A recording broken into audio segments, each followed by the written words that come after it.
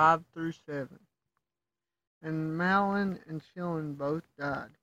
Also, and the woman was left, this is referring to Naomi, left by her 2 sons and her husband, left without.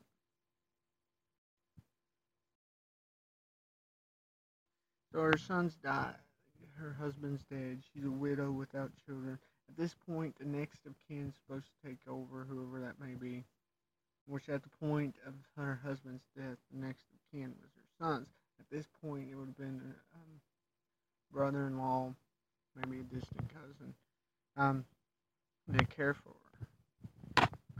She has no real option other than going back home.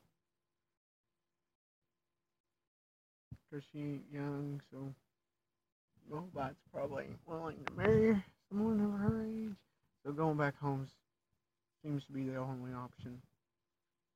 Then she arose with her daughter-in-law, so that she might return to the country of Moab, from the country of Moab, for she had heard the country of Moab, how the Lord had visited the people in giving them bread.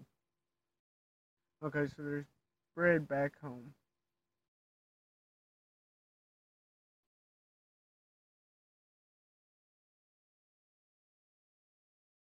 And God blessed his people.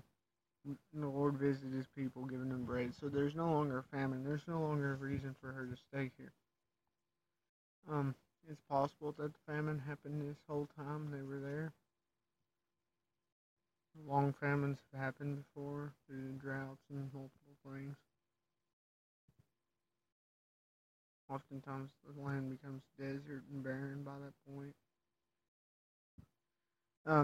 So she's able to return home.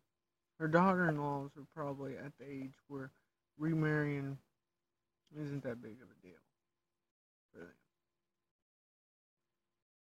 They still got beauty and not elderly yet. So them staying wouldn't be a problem. Although Jewish law would show the next of kin, considering they're married in the family, but because they're not Israelite, that really doesn't apply. Although Ruth receives that.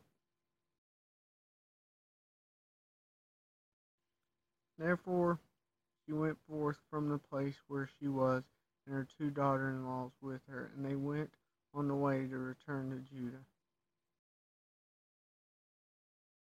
Okay, so they're going to the road that returns to Judah from Moab. They ain't gonna follow her there. We see that and learn that next verse. They're just leading her up to that road, saying goodbyes is what's going on. You know, when God pours out his blessings, sometimes we're gonna have to say goodbye to things. She had no place in Moab anymore. None whatsoever. She's saying goodbye to people, her daughter-in-laws, who she would have grown close to over the years. Because she knows she can't live in Moab. Ain't nothing for her there. Christians, we may love those in the world, but they ain't nothing for us in the world.